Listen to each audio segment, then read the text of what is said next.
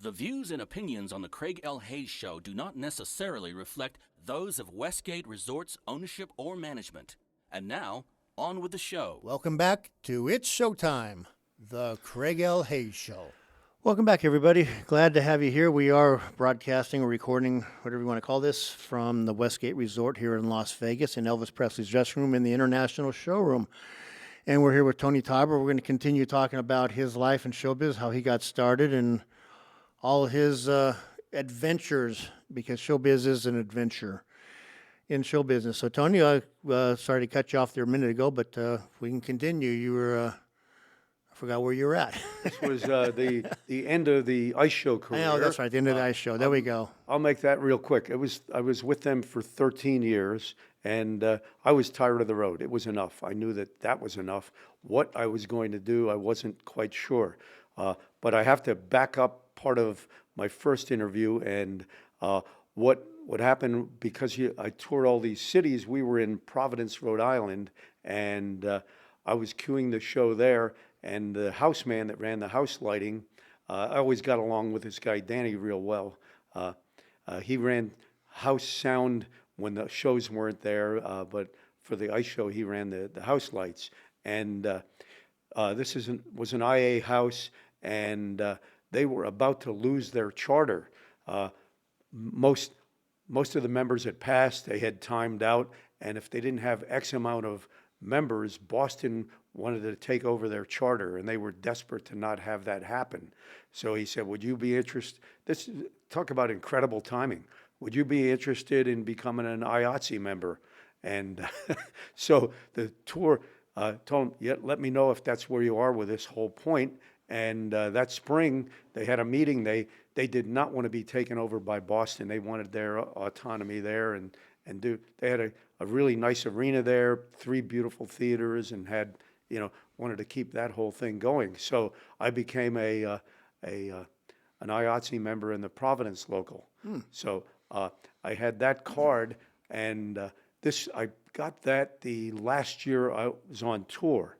So now I gave my notice with the ice show, and my friend, who, as it turned out, he was from Providence, and he got a job as the head sound man with the ice show. He was with them for about 3 years. So he left the show the same year I did, returned to Providence, and talk about some fortunate timing. I am now unemployed, and I had this fantasy that I really enjoyed golf, and I thought I would like to become a golf pro. So I spent the whole summer. The show ended in May, and I didn't do anything until July but play golf day and night. And I was able to beat a guy I had gone to school with who became a golf pro in Allentown. And he said, "Would you like to?" I told him, I said, "I'd love to be a golf pro." He said, "Here's the reality of this whole thing." I mean, the bottom line was I had the desire, just not the ability. Okay. So that cut that short. So I receive a phone call. I still don't know where I'm going to go career-wise. And my friend Mike in Providence called. He said, "We got something going on. There's a theater. It's an old Lowe's movie house. This now is 1978. And this is the last of the National Endowment there was big money back in that era, National Endowment for the Arts. Yep. And they got a grant to restore an old Lowe's movie house, 3,600 seater, that absolute beautiful place, a full orchestra lift, and with a section on the orchestra lift, there was a section for an organ lift. So what would happen in these old movie houses, they were vaudeville houses. So they would have vaudeville shows and then movies at some point. For the shows, the orchestra would come up on the pit. They would drop down. They would show a movie or have an act or whatever. And this also functioned as a concert venue after the Follies era ended and all of that. But it was in a flood.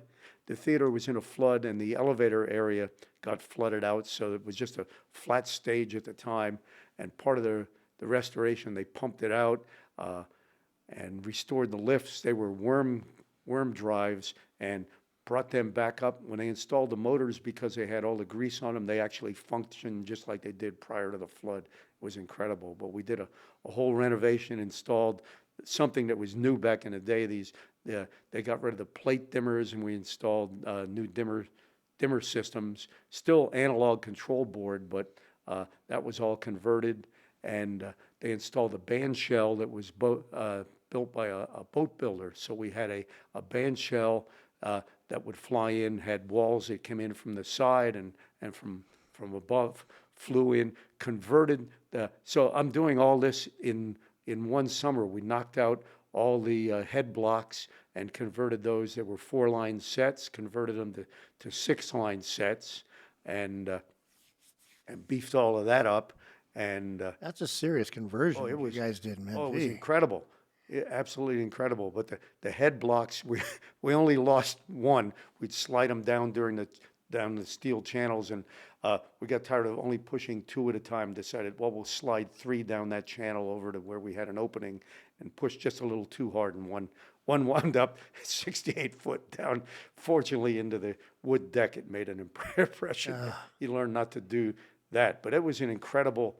That was I think it was a 1-year renovation. Wow. And we were fortunate. We talk about really lucky timing. The gentleman that did the renovation did the Fox Theater in Atlanta.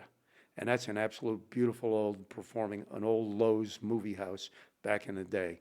And when he got the contract for the Lowe's movie house in Providence, he said, look, if you have doubts about what I can do, not only will I do the renovation, but I'll book the first year for you. And if we're not even, or he had a number that he designated that they would only have a certain loss, he said, I take 0 salary. Well, we did the renovation, and the first act they booked was Diana Ross. And this was a beginning of a world tour for her. And she was booked in there for they had already rehearsed the show numerous places, but she did the touring package with us, and she was going to do 2 performances. She sold out. They did a whole week. Wow. Just with Diana Ross. That was when the song Upside Down Yep. hit. You recall that? Oh, yeah. That's on part of that recall. We're talking like, I think that was 79 or something Yeah. like that.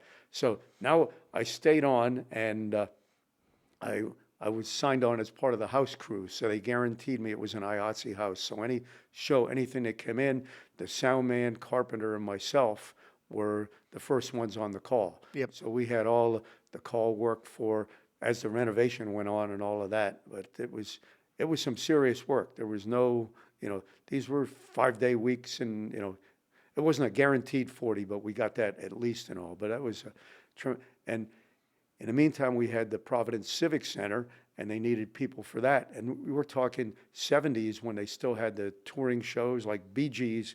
They had, I forget how many trucks they had, 7 or 8 semis at the time, and they'd have 3 or 4 semis of audio, the old S4 cabinets and all of that. So besides doing the renovation during the day, worked the shows at night, and my friend Mike and I split an apartment, and so we worked all of those shows. He wound up being the head sound man in the theater there. So we did all of that, and as it turns out, through another contact in Connecticut, this gentleman had a company called Connecticut Theater Supply, and because the theater in Providence opened, he said, how about if I were to open a satellite business in Providence, and when these shows come in, because they're booking shows, we'd have a supply house there, sales, rental, and all of that. So besides that, he sent half of his inventory from the Connecticut office up to Providence. So I had worked that as well. So I had all this going on. Meanwhile, I'm single at the time, so I got all this time on my hands, and I'm doing that routine. Well, that relationship worked out great the first year, and then the percentages I was going to get for sales and rentals, it was really successful. So he decided that he was going to cut the rate on that. So I figured my days there are numbered. Yeah. So through friends in Atlantic City, The Resorts International opened in 1979, I believe. That was the first casino in Atlantic City. And when that opened, the second one was Caesars. And then the Playboy Casino actually opened in 81, but it was in construction all during 79. 80 was it opened in April of 81. So through the contacts I had in Atlantic City, they said, we're just like the ice show, we're desperate for people here. We need people to come in and staff it. So I applied for a job at Harrah's, which was in the process of construction. They just broke ground, and Playboy was the third casino to open. Golden Nugget had yet to be built. So I interviewed, and I was fortunate enough that the stage manager had toured with Terry Little, who was the tech director here at the Hilton. Yeah. So, when I interviewed with this gentleman, he was doing I forget the Broadway show. It'll probably come back to me later. Anyway, I interviewed with this gentleman, Lee Murray, and he hired me as the lighting director or lead lighting tech for the Playboy. So I started that in January of 81, and we opened in May of 81 as the Playboy Casino, and we had a production show in there that was done by a Frenchman, and it's called Playboy Fantasy, and that ran two shows a night, ran, I believe, 2 years and change, and then Playboy lost their license, and they were partnered with Hyatt House, so Playboy loses their license. They had a different name and all of that. And in the meantime, this producer that was the Frenchman, he had a contact here in Vegas, and he had a show. They offered him a show at the old Aladdin Theater. This gentleman's name was Peter Jackson, and I did lighting for Peter. So Peter says, "Oh, baby, would you go to Vegas and help me with the show?" So on my days off, while I was still employed at the, I forget the name that it took after Playboy.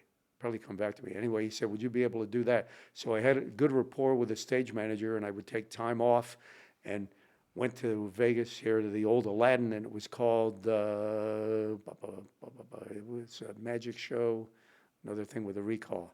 That was terrible. I'm trying to think of what shows that would have been in that time period. I know they had one called Abracadabra. Abracadabra, that was it. Is that it? Yeah, Okay. Thank you. Yeah, that helped. All right. Takes two of us now. So now I do the lighting for Abracadabra, and in the meantime, Peter gets a contract to open the Excalibur.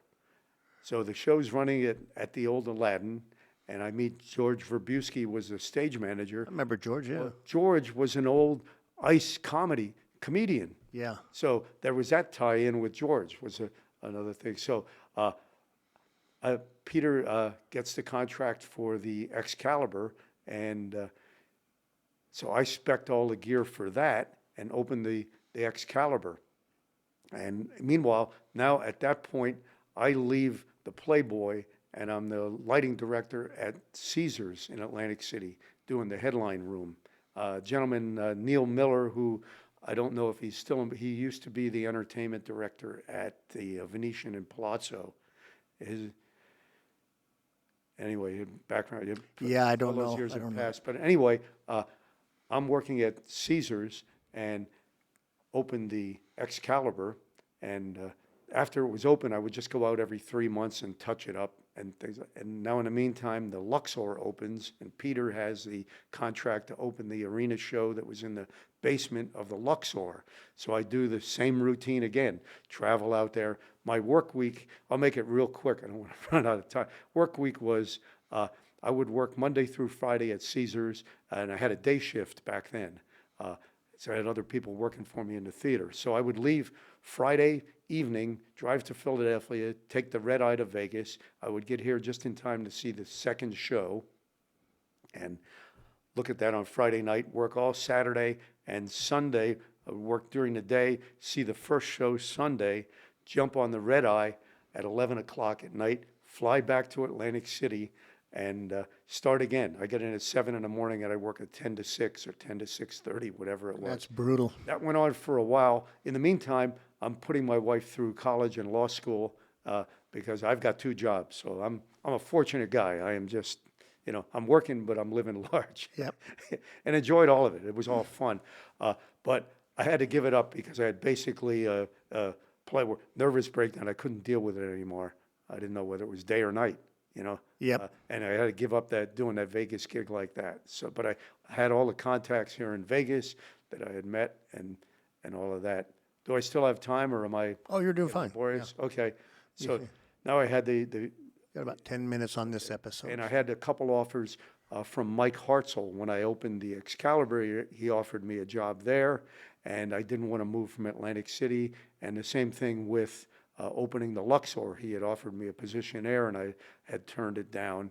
And he said, well, that's all I've got going here. So I'm now back in Atlantic City and working there in the the entertainment director that I worked for at Caesars had left, and he went down to resorts, and they had a massive crew change down there. There were personnel issues, so he offered myself and my assistant a job at resorts. So I leave Caesars after X amount of years. I think I was there 14 years, and go down to resorts, and I was down there 2 years, and senior management there changed, so my life was not as good as it was when I first started at resorts. Yeah. So I started looking around, and I had a job offer at the arena at the MGM when I was out, and someone had told me that they're looking for my ex-entertainment director at resorts told me, said the Las Vegas Hilton just had a management change, and they're looking for someone there. So at the same time I'm interviewing for the job at MGM, I stopped over and interviewed here at the Las Vegas Hilton, and everything was still up in the air. And about a week later, I got a call from Las Vegas Hilton. They said, here's the job, here's all the parameters, and I took the position, and that got me started out here. That was 2005. I'd say it was 2004, 2005. 2005. You talk about, I can't tell you how fortunate I have been career-wise. I've been blessed. Amazing. Because we had just loaded in Barry, Yep. and he was just because we were short. You took the job as technical director. Yep. And Eric Richards had been technical director, but they moved him up to entertainment director, so we didn't have. They were looking for a new technical director. Yep. And we're doing during this massive load-in with Barry, which was a 4-month load-in basically. Right. And so I got to do both jobs. Yeah, You know, exactly. that was fun. And you had both of them the whole time I was here. No, I'll be honest. No. Seriously. When I met Eric, certain people give you advice you won't forget. And Eric had told me, he said, you're going to go down to the theater and meet this gentleman, Craig, and he's your go-to guy. You can take that for whatever way you want it, but he said he is your go-to guy there. And it proved out. I got to tell you, That was nice. That's nice of Eric. Yeah. Yeah. And Wow. as it turned out, I can't pay you enough compliments. I mean, the stuff thanks. the stuff that you did and the projects that we had, some of them were incredible. I think when I just saw you this morning, I recall when we did the Liberace movie. Oh yeah. We were tasked with removing all of the seats in the pit area, right from the sound booth forward to the stage, and then they replaced the seating exactly the way it was for Liberace's time, and they did it all. We'd have to do that, give them pro formas, and they called it a bid sheet. We'd give them a bid sheet of what this would cost, a labor estimate of labor costs on a daily basis. They wanted that. Yeah. And you were responsible for those numbers. Great. Here's what we're going to have here, and you were so used to doing this with all the changeovers and everything. So they do the film, and they needed some days extended on their contract for the theater, but we had a show booked that opened the day after Memorial Day, I believe, or Labor Day. Labor Day. Labor Day. Labor Day. Yeah. So Craig had been used to all the different the rates that you can get for all for film industry and all of that. And the folks with the film came back and they said, we want it up until such and such a date. And we said, well, we only have X amount of hours to load out the Liberace seating and install the permanent seating so we can do this headline act. They said, just give us a number. They didn't care. Yeah. Just give us a number. And you guys pulled that off. That was incredible. Yeah. We loaded them out, and it was whenever you left. But I recall Craig said that this is the highest numbers you could ever get. It was a seventh day, short turnaround. Yeah. What were some of the other parameters that were It involved was, with yeah, it was everything that, and a holiday pay. Holiday pay, so it elevates it to this super golden time, and the film people, normally in a casino situation, you couldn't even bring that up. These folks, they didn't care. They wanted the room until that time, and they Yeah. paid the tab.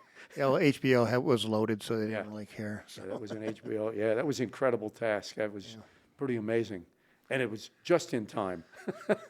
Yeah, yeah, we was by the skin of our teeth got it all loaded out, the showroom restored back and all that. It was that was a job. Yeah. But we did it. Yeah. That was the whole thing, and we pulled off an awful lot of stuff like that.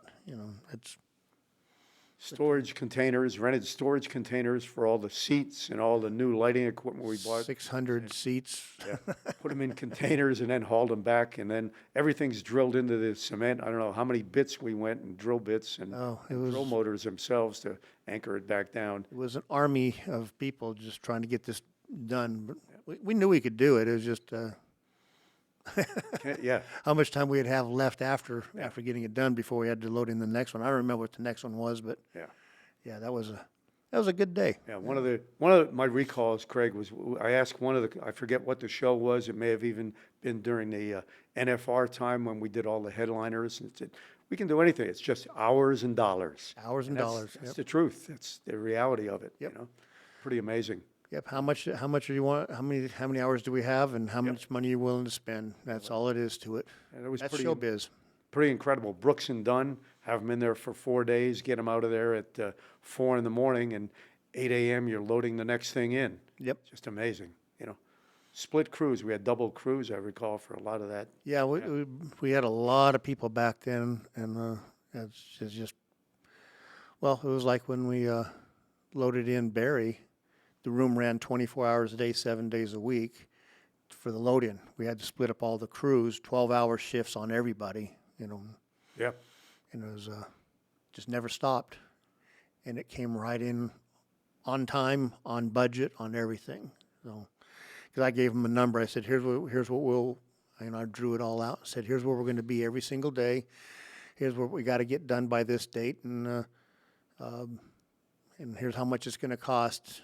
And everything was like $600,000 or something in labor, ridiculous, and it came in within $3,000 of that. Well, you converted a theater that was Starlight Express. Yep. So the room looked nothing like what it does now, not even close. It was Starlight Express. It was a roller skating Well, arena. that had gone away. We had the flat deck already, Right, you had that part in. but it was still, we had that big lighting truss from Starlight Express, which all had to come down, reactivate the entire rail, and so it was just. Yeah. It was the most fun I've ever had on any show, just loading in. I love doing shows like that. I love the big shows where you have to really be on top of it. That was good. Good crews, good everything there. Yeah, exactly. It was very fortunate. We did a lot of massive productions, and then the turnover when Manilow left, go to strictly headliners, and then headliners, smaller production shows, and fit all that in. Yeah. Yep. Well, we did stuff. We can talk more about that, and then so we're basically up to you have arrived in Las Vegas. Let me fix this all up here, and then we'll take a little break. Anything else you want to say real quick while I look on my iPad for what I got to do here? Well, the one thing that always, now that I'm retired, and I meet people that are retired from various job positions and all, but when you recall all of it, I am such a lucky guy to have what I had and meet all the people I've met. This is so true. It's what an amazing business that we're in. Anyways, folks, we'll be right back. You're listening to It's Showtime, the Craig L. Hayes Show.